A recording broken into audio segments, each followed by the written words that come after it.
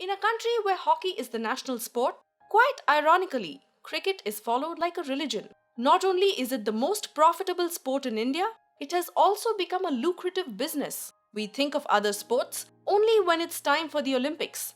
And then we whine that we have a dearth for talent and conveniently go back to cricket. Talking about talent, did you know that Indian women's team won the Kabbadi World Cup in 2011? When they returned with the cup, they returned home in an autorickshaw. We may not be fighting for the top position in the medals tally in Olympics, but do the handful of medal winners receive their due? Some of them are almost invisible. Shanti Devi, a Kabbadi champion, sells vegetables to earn a living, while sprinter Sita Sahu struggles to make ends meet by selling golgappas.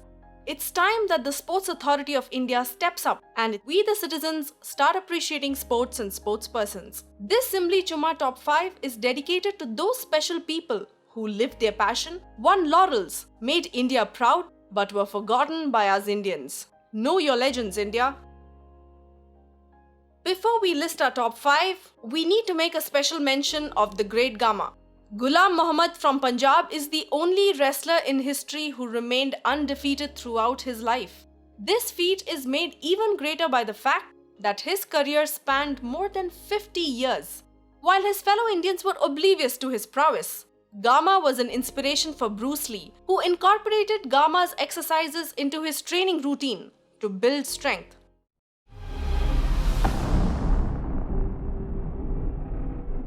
At number 5 is Jimmy George. Jimmy George was one of the greatest volleyball players India has produced. He was the first Indian volleyball player to become a professional and play club volleyball in Italy, one of the best volleyball leagues in the world. He represented India in the Asian Games at Tehran, at Bangkok and at Seoul, where India won the bronze. He became the youngest volleyball player to win the Arjuna Award. He unfortunately died in a car crash at the age of 32 while going to Modena in Italy for a friendly match. While he is almost unknown in India, he has an indoor stadium, a street, a tournament, and an award named after him in Italy. There are several stadiums and tournaments named after him in Kerala, and an annual volleyball tournament named after him is held in North America since 1989. Number 4 is Anthony Maria Iridum. Iridum of Chennai is a 2-time world carom champion and 9-time national champion of India. He is the only person to have received the Arjuna Award for carom.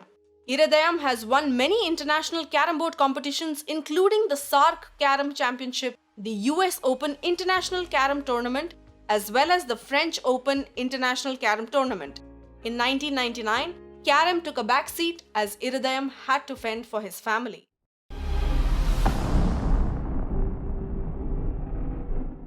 At number 3 is Khashaba Dadasaheb Jadhav.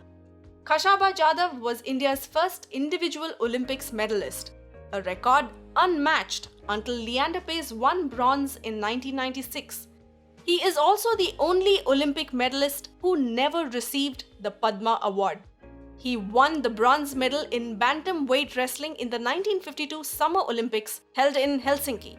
Unfortunately, he had to struggle and pay for his own travel and lodging to be able to participate at the 1952 Olympics. India had previously won gold medals in field hockey, but his achievement made India extremely proud.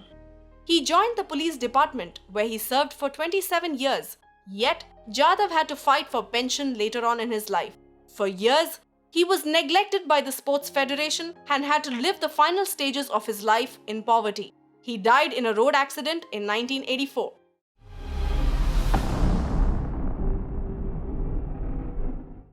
At second place is Shankar Lakshmi. Shankar Lakshmi was an Indian hockey player. He was the goalkeeper of the Indian team that won 2 gold medals and 1 silver medal respectively at the 1956, 1960 and 1964 Olympics. He was the first goalkeeper to ever captain an international hockey team and was nicknamed the Rock of Gibraltar. He was the captain of the team that won the Asian Games.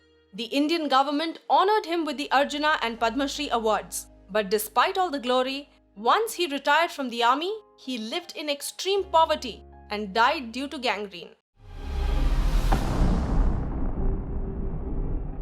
Topping our list today is Maken Singh.